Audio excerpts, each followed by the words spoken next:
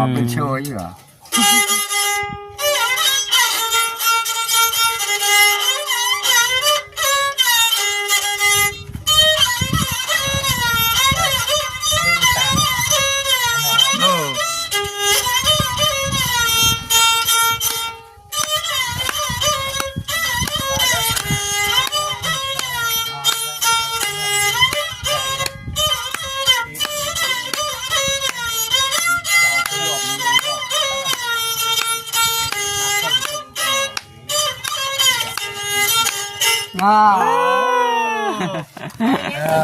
ตัวนี้จังหวะยังนี่ จะไว้เหรอ จังหวะนี่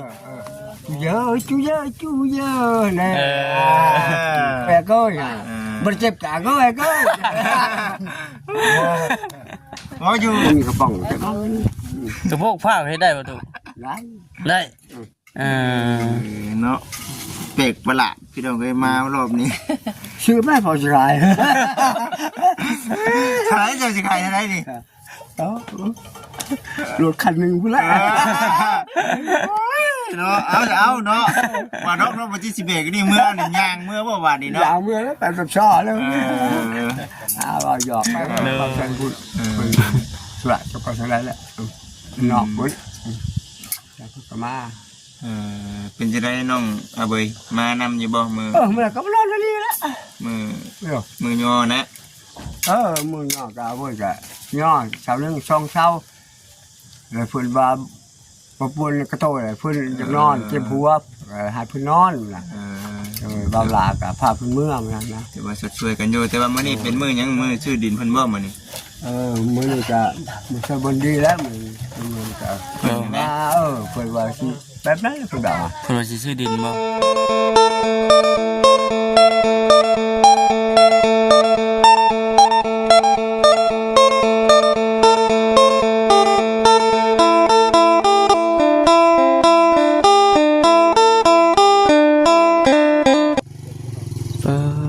คือเดดแทนพี่น้อยเนาะ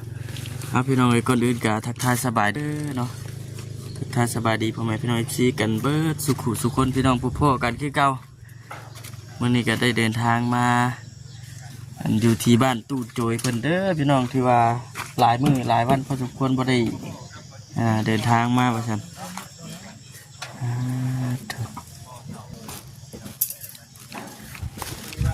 เป็นนั่งเฮ็ดหยังอยู่เด้ออันนี้บ่ฮะขุดเลยมือ rồi xòa đi สบายดีเด้อ cái mình phò cái cái huồng vô Cái huồng vô à? cái ba bao nhiêu và ôi mình số lại là phò du nam lập bảo cái huồng mà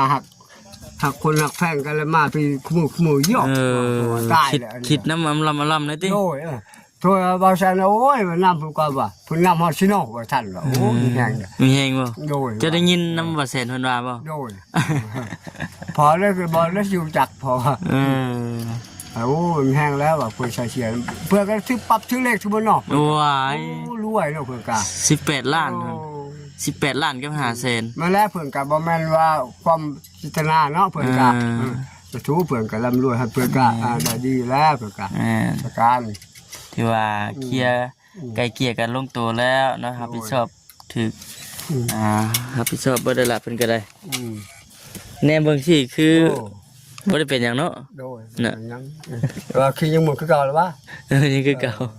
อย่างว่า เมื่อกี้มุนบ่ได้ในข้างมันนี่ โอ้ มุนเบิดบุ่มเบี้ยไปเบิด ก็แบบเล็กไปก่อน เอาถ่ายรถหุ่นใดอันนี้ โอ้ ถ่ายรถหุ่นใดฮะตั้งแต่ปีแล้วโอ้สอดพุ่นเลยกระจางหน้าก็เบิด ว่าชัวร์มันจะแซงรถพวกลูกบ่ แม่นเพิ่นว่าทางหลังเลยเพิ่นจะแซงแต่ว่าทางโค้งอ่ะนะ ทางโค้งมันไปแซงทางโค้งเนาะมันแบบตีถ่ายไปได้เนาะ ตีถ่ายแล้วบัวแล้วถือว่าวิทย์คอวิทย์เข็นแล้วละบาดนี้ วิทย์ละด้วยบ่ถึงเลขก็บ่นี้เด้อ จ้าถูกเนาะ ถึงเลขลำเลือกคือหมู่สวนน่ะ เป็นอะไรเรื่องชานเป็นได้นะ นี่แหละกำลังเปิดเฮ็ดนี่แหละ โอ้ สำเร็จตามปีหน้าก็ยาจังแล้วก็ยาไม่ค่อยเฮือนก็อยู่จะอยู่แหละ ค่อยเป็นค่อยไปนะเนาะ ในยังเพื่อลูกเลยบ่เซ็นก็มาเลย แม่นว่าบ่เซ็น แม่นล่ะ โมเมนต์แล้ววะ มันเบาอันนั้นบ่ ไห้ บ่แม่นบ่ โมเมนต์เลย บ่แม่น บ่ตากับโมเมนต์ แม่ให้ยิ่ง คือเสียงผู้หญิง คนมาคุณยิงจัน ถือว่าจักมือเลยตู้เฮาบ่ได้มานี่หลายมือบ่ สามมือ แม่นบ่3มื้อ แม่สอง 2-3มื้อนั่นแหละเนาะ โดย สุดตะกี้กี่พุ่นพี่น้องเอ้ยเนาะ ไปหาเพิ่นแล้วว่า ไปหาคนละช่องแล้วว่า ตัวละช่อง ใช่ว่าก็ว่ายุมพุ่นเลยนะไปแล้วเขาบลาเลยนะ ไผนั่นน่ะ อันบักหน่อยฮะมาอยู่เพิ่นผอมนะเลย โอ้เพิ่นเป็นจังไดก็อันนั้นน่ะ เบยฮะ เหงาเบยนั่น โดย เป็นจังไดก็พ่อฮู้อยู่บ่ อันนี้มานอนมื้อนั้นพอแล้ว มานอนอยู่นี่บ่ โดย เอาแล้ว พอว่าบ่ให้ไปใช้ว่าอยู่ในนี้เขาบ่ลาลงพุ่นแล้วก็แล้วก็เข้าไปเลยพุ่น คือว่า โดย ซื้อที่ดอกที่ดินให้ข้างในว่าซั่น จังเลยขอกระบุจักสมุน อ๋อเจ้าจะว่าเจ้าได้ยินข่าวนี่เจ้า เขาโยนมาแต่สลัดว่าจะให้เพิ่นบวชหรอกนะ อ๋อ แม่ผู้ใดอันแม่เพิ่นผู้ชื่นตั้งหากหรอกแม่เพิ่นให้บวชว่าให้ เพิ่นมานอนอยู่นี่แหละเพิ่นว่าแนวใดสิฟังเด้อบ่ ก็เพราะที่เจ้าสอนแล้วก็สิซั่นว่าเจ้าสิมาช่วยเจ้าน้องเอ้ยให้เจ้าลำรวยคือพอแล้วพอว่าก็สิละคือลูกแล้วว่าเจ้าไปเห็นคนปุ๊บนั่นว่ะ อยู่ตกใจเนาะทวิตคือว่าบ่เห็นว่าซั่นโอ้ ไปมาพอเอา ได้เพิ่นไปเห็นอยู่ไส ไปเห็นอยู่พวกนี้แหละเห็นพวกห้องน้ำเลยเห็นมาปูไก่เนี่ยไปเลยไก่เห็นจุนี่ไปนำเลยบอกเขามาพี่ว่านี่มันอยู่นี่มันเล็กอยู่ในนี่ว่ะ บ่ แต่หมอนี่บอกเลยเอาผักน้ำให้พ่อมึงอ่ะ เอาพักน้ำ มาตอนพอปลากังตัวนึง ปลาก้างตัวนึง โดยก็นอนนี่แหละ นอนหรือกาวันเมื่อบอกข้อมันพอด้วยผ้ากระปะหมวกกระปะมึงอ่ะ ผ้ากับป้าหมูกับป้าครับ โดยโอ้สวัสดีโดดี ขึ้นมามื้อนี้ก็ขึ้นมานำกันเนาะสบายดีเด้อตามหลังกันขึ้นมามื้อนี้ก็ได้ว่าซั่นบ่ได้ขึ้นมาแต่หึงนะบ่เจ้าก็ มาเต้กี่หมดแล้วตู้แล้วยังจำได้อยู่ปะ โอ้ยพ่อว่าหันยังตาบอดยังจำได้อยู่ โอ้มาตั้งแต่ช่วงเรายังบ่ทันได้เห็นพุ่น บากิตาเนาะ เขามาตอนเฮามาเอาข้าวสารมาให้เจ้านี่ มาแล้ว เห็นแล้วว่าบัดนี้ เห็นแล้ว เห็นแล้วบัดนี้เนาะ อัน ตะกี้ได้ยินแต่เสียง ชาวบุญมีบ่ บุญมา ขอโทษ เนาะโอ้ย ได้ซื้อไปแล้ว ได้ซื้อใหม่แล้วบัดนี้ เลย ตะกี้ได้ยินแต่เสียงว่าซั่น โดย วันนี้เห็นตัวจริงแล้วบัด ช นี้ อบนึง Ừ. ปากมุกกับไอ้เพื่อนเลย แม่นแล้วพี่น้องเอ้ยเป็นได้อ่ะเอาออกนอกเลยแล้วบ่จัก ก็ถือว่าบรรยากาศมันก็ถือว่าพอดีอยู่คักพี่น้องเอ้ยเนาะบ่หนาวบ่ร้อนมีมื้อนี้บ่ลมมาหาตู้จอยมื้อนี้แต่ก้าวเดี๋ยวลมเนาะ ลมได้นี่มือนี่แดดนี่ ลมคู่มือแต่ ลมพริม้วนก่อนแล้วจุหนาวพอจุคือปุ๊บจุนอนเล็กๆจุเจ็บหัวอยู่แล้วว่า มันลมแฮงติ โล กินข้าวได้บ่ตู้ กินแล้ว กับหยังมื้อนี้ คนชื่อใบไก่ตัวนึงเด้เขาเบาลาชื่อไก่เอาไว้หายเพิ่นบ่ได้เฮ็ดเรื่อยแล้วเพิ่นช่วยนะไก่ตัวนึง โอ้ ช้างนี่กินแต่พวกช้างเฮ็ดแล้วพอกินน้ำกินเขาแล้ว กินนำกันเนาะ เขาบอก ไผเป็นผู้ครัวไผเป็นผู้เฮ็ดนั่น เพื่อนมาแล้ว โอ้ ก็แซ่บแล้วเนาะ ว่าจะกินอะไรปันเขาบอกแสนว่าป่านนี้ซัมเปี้ยเพื่อนมาหมักทัวได้ว่าสมมติว่าหายพวกช้างกินได้เงินเพื่อนแล้วอันนี้เพื่อนยังไปผมจะไปทะเลที่สมุทรไปทะเลละ สายฝนได้สายฝนไปไหน ไปเพื่อนนั่นแหละ ออกนอกคุณบ่ โดย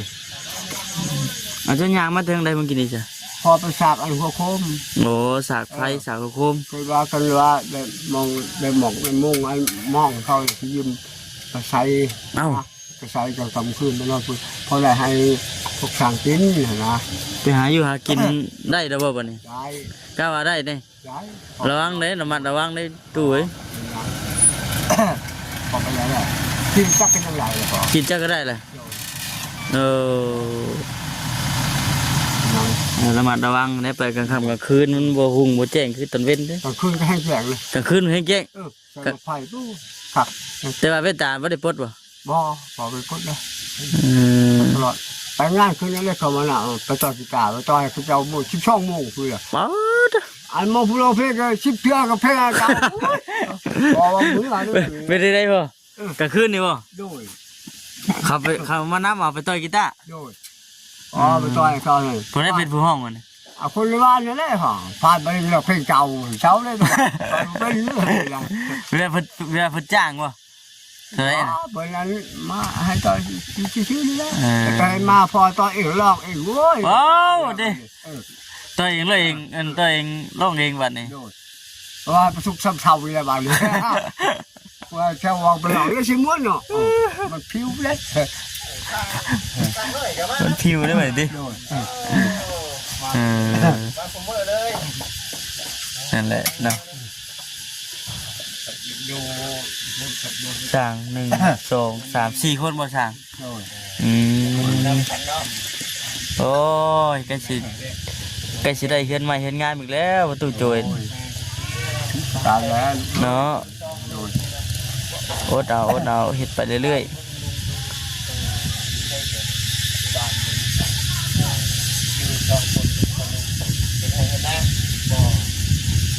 เมียเราตาย โอ้สร้างนี่บ่เมียเพิ่นเสีย พอก็ไม่รู้อะไรเรื่องจะนอนปกติเมียตายแต่น้อย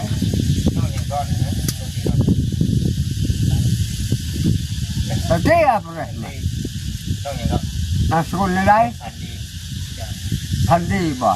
น้องรับฟันดี มันเป็นผู้นี้บ้าโทรศัพท์มันบ่แต่ว่าเพิ่นใครแต่ว่าเพิ่นได้เฮือนแล้วเพิ่น อ๋อ แต่ยังเมียบ่หัน บ่ เพิ่นแบบเพิ่นเวลาธรรมดาแล้ว เพื่อนโนราธรรมดา แต่กับเมียใส่ปะเลย ลูกมีคุณผัวเขาได้ผัวเหรอเขาได้ตั้งโต ไปอยู่น้ำลูกน้ำผัวแล้วเขาผัวลาละบัดนี้ดิคือตอนนี้นะทั้งสามเพิ่นกำลังกันก็คงห่างกัน เชื่ออยู่ก็ไม่ใช่จักว่า เพื่อนเพิ่นพี่น้องเนาะ สูดไปก่อนได้เสยพอเด้อเนาะสูดไปก่อนมานับกัน2 คนครับเอาค่ำมานี่ก็ได้ สบายดีเด้อสบายดี พอห่วงมันนั่นโอ้ยว่าจิเอ้ยว่าตายแล้วบ้านรถเลยได้เด้อว่าว่าเชิญชมมา สบายดีเนาะ พ่อจิไปห่วงโอ้ยว่าได้เลยว่าจิว่าเป็นยังว่าดีเนี่ยเพิ่นนำฮอดชิโนทันชิโนว่า ทันอยู่สิโนเนาะ โดยว่า เบิ่งอยู่บ่เห็นอยู่บ่คลิป บ่แล้วก็บ่แสนพอ บ่แสนว่า พอก็เห็นโทรศัพท์พอบ่ตั้งโตมันสิมีคลิปเพียง โทรศัพท์ มีแต่ตัวเลข โทรศัพท์กดปุ่มเนาะ โดย โทรศัพท์กดปุ่มมันบ่เห็นหยังว่าซั่น เลยว่าคือว่าโอ้ถึกเลขแล้วเพิ่นมาใส่โอ้เพิ่นก็ดีแล้วว่าเพิ่นก็บ่ได้จิตนาเนาะได้ บ่เจตนาซนแต่เจตนานี้พี่น้องเอ้ย แต่จะนี่ เอ้าเดี๋ยวมันดับผ่านไปแล้ว ผ่านไปแล้วตัวได้ดีหลุดเฮาแล้ว ใช่ป่ะผูกแขน วิดคอวิดเข็นแล้ว ก็วิดเข็นแล้วพอดีขอโทษลุงโจยมื้อนี้ โดย บ่ได้มายุกเสา ก็บ่เป็นหยัง บ่เป็นหยัง ลูกดีใจสมอนพอก็คิดหาอยู่พอคิดหาลูกเพิ่นก็เลยนอนกว่าหายกเช้าอีก เราว่านอนมื้อเราว่าไปนอนคืนเลยนอนบ่หลับกัน เนาะ โดยยันลูกบ่มายันลูก บ่ได้มาแท้ๆนี่ ว่าโอ้ยว่าใครเลยว่ามันจะเป็นป่วยขนาดคือว่านะบอกเป็นห่วงอยู่ เยอะเนาะเลยบ่ได้มาพี่น้องยุกเสาเฮือนพ่อเฒ่าอาโจยมื้อวานนี่ ขอบใจอยู่เอ้ยเป็นหยังมีแต่พวกสร้างกับพวกเขาว่าแซนบอกเอ้ยและยกกะเขาว่ายกว่ายันจะตาพอออก อย่าตามออกดิ ยันตาออก บ่แฮงแล้วเนาะ คนยิบเลยพลุดออกเห็นเลยว่า โดย เดี๋ยวนี้บ่ได้คัดหยังบ่เดี๋ยวนี้ บอกกัน ปกติอยู่ ปกติแขวก็ออกก็เลยมีใบตาเว้นเลยเนาะ เขียวออกกับตาออกเราได้ แม่งดิ โอ้ย มองแล้วว่าเนาะเวลาจะให้บางทีเราไปใส่แขวให้นี่ ใช้ได้ปะ ช่วงเล็กได้ เห็นไปจิตเลย ได้กันใช้เขียวก็ได้กันมันก็รอแล้ว บ่ให้เราเก่าๆอยู่เลย เขาวันได้เขาว่าผู้บ่าวซ้ำเถาเลยเขาว่า เขามานํมันไปต่อยกีตาร์ขึ้นเลยว่าซั่นห้องเพลงเดียวขึ้นเลย มาผู้เราเพลงบุดขึ้นว่าต้นมาเป็นนี่ตัว มือพอจะดีด่านมือโอ้ยพอไปประทายเลยบอกเมื่อเลยเพราะว่าอะไรมันปุ๊บแรกเขาว่า เห็นว่าดิเป็นกันใส่งานได้ดีเนาะ พอเราตัวเพลงนู้นเมื่อไหร่เราไปเราแบบบ้านเก่าคือเก่า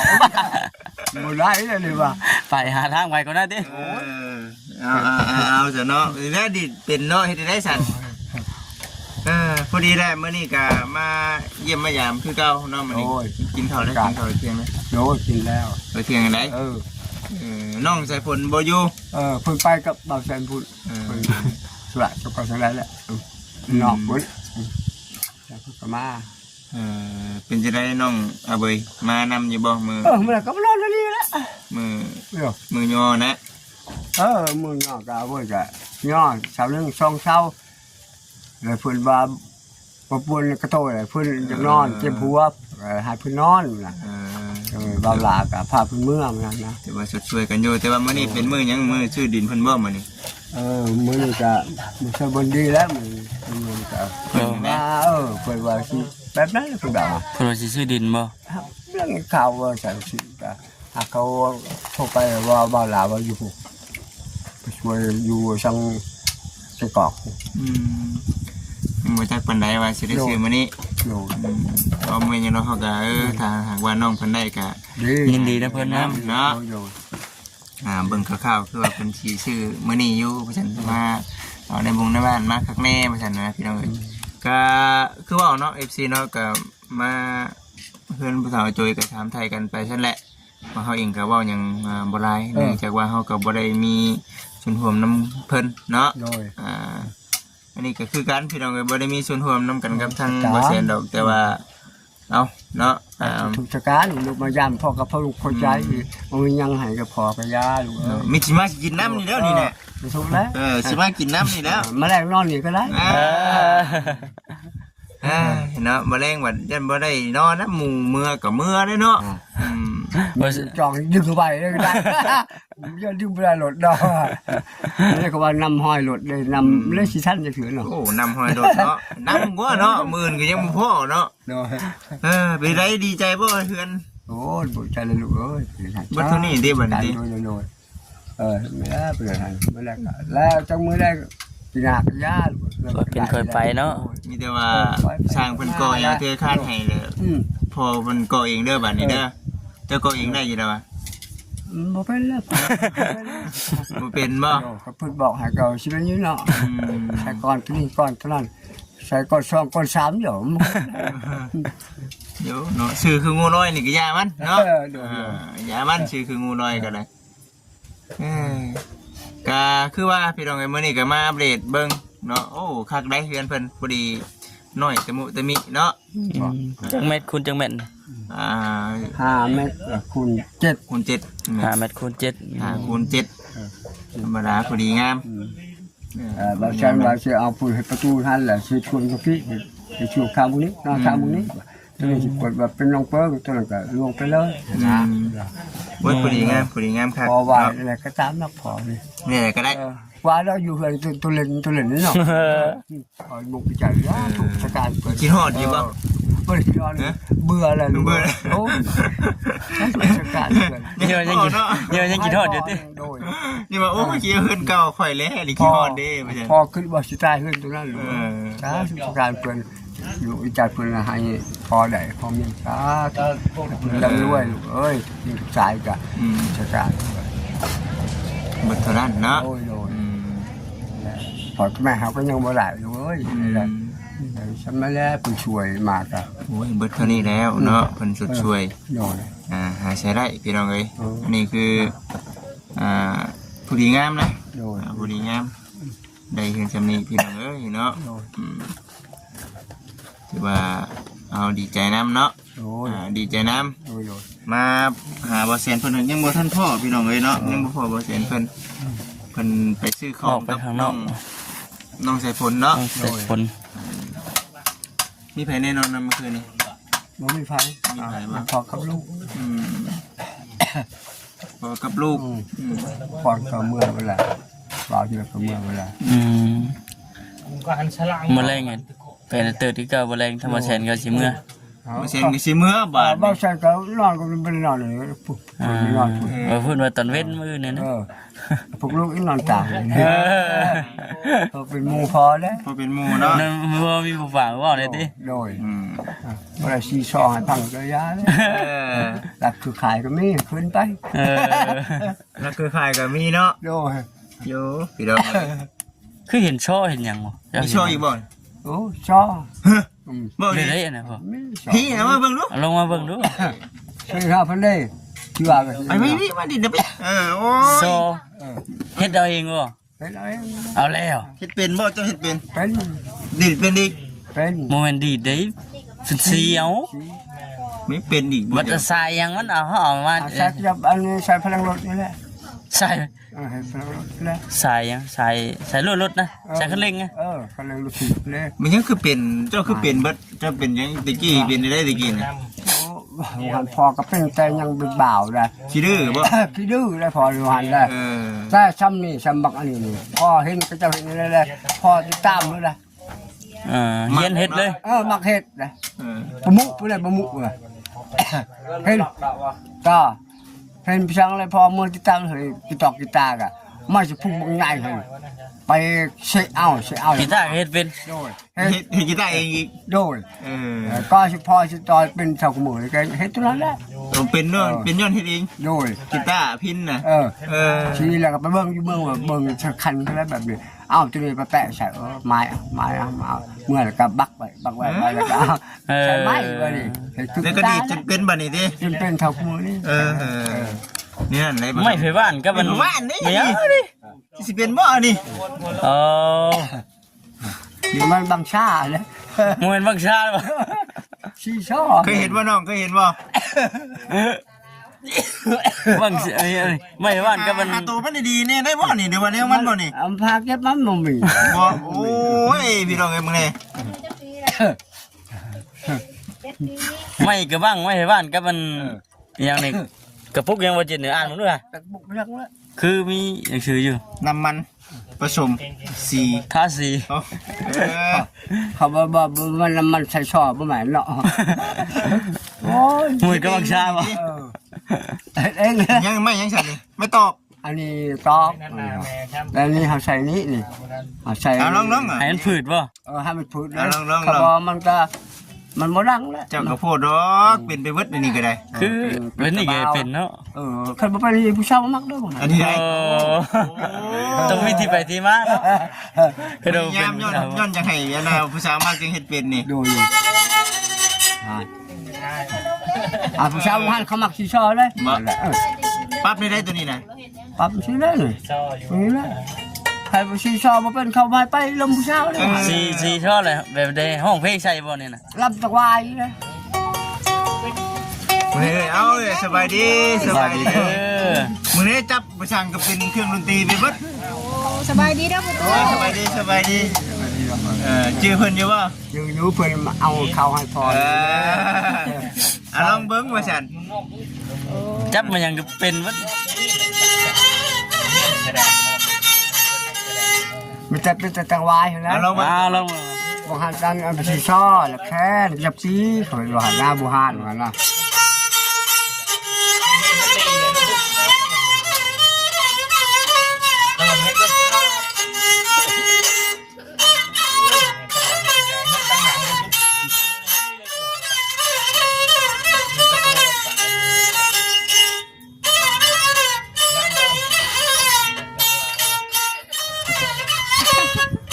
ลำเย็นแม่บ่จิต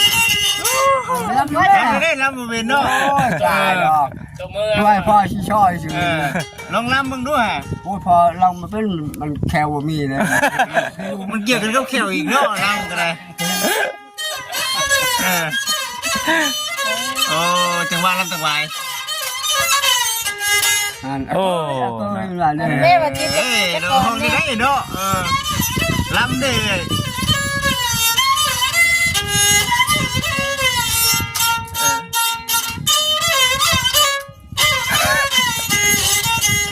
เอาอย่าได้จะได้บางกินไห้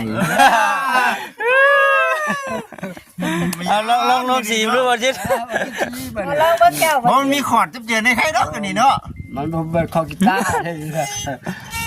หยอก เออ จังได้จะได้มันชอบให้ปุ่น เจ้าบ่ได้ น่าปุ่น เอาลองบ่เอ้ยลองบ่เออ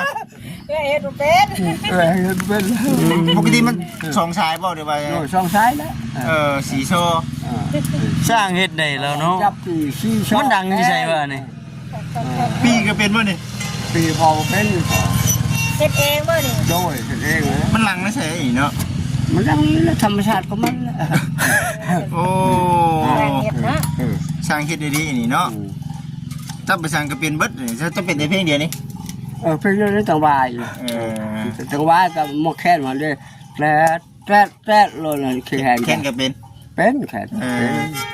มาเซนเฮ็ดนี่เนาะ โอ้เส้นตอกแล้วเลย เอาต่อเลย พอชี้ไปให้มาจะเงาหน่อยคือ ไม่เอ้ยน่ะตอกเลยนี่ ตอกแล้วนี่ชี้ใส่ตัวนั้นนะ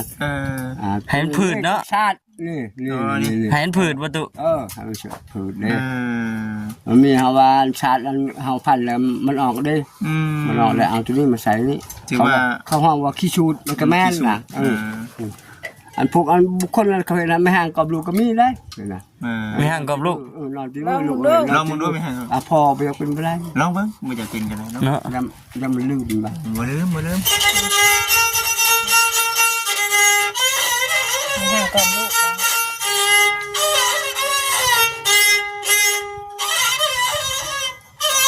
โอ้ยบ่เป็นหรอกบ่เป็นหรอกอันเขาอันผู้เป็นแล้วลูกหายก็เป็นว่าก็เป็นได้ละเพิ่นครับพอก็เบิ่งเข้าชีแล้วว่าเบิ่งเมื่อเฮ็ดเบิ่งว่าพอเลยพาเลยเป็นทั้งหมดโอ้ว่ะพอเป็นโชว์อยู่อ่ะ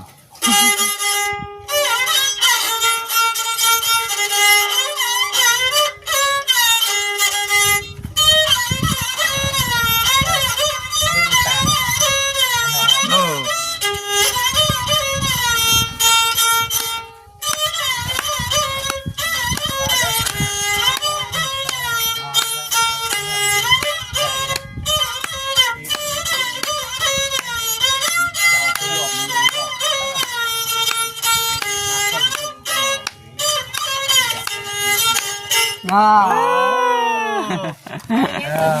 ตัวนี้จังว่ายังนี่ จะวายเหรอ จังหวะ chú dơ nè โอ้เนาะ xa phải ra không là thân rồi ăn cơi mình chụp cả cơi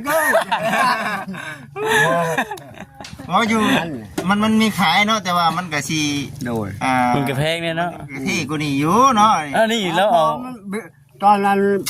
họ phải hạt cho nên mình một mình cái bỏng cái bỏng กระโพกผ้าเฮ็ดได้บ่ตุ đấy ได้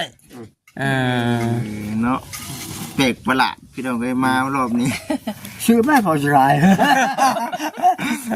ขายจะสิขายเท่าไหร่นี่ đó lột khăn mình cũng lại เนาะเอาเนาะว่าดอกเนาะบ่สิสิเบกนี่เมื่อนี่ย่างเมื่อบ่ว่านี่เนาะ dạo mưa đó tại tập so luôn vào giọt nữa โอเคสันพี่น้องเลยเนาะจะว่าเดี๋ยวให้ทั้งเอ้ยเพิ่นคุยกับทั้งสปอเพิ่น นั่นแหละพี่น้องเนาะทำมาคำกันนิดเดียวสิอัน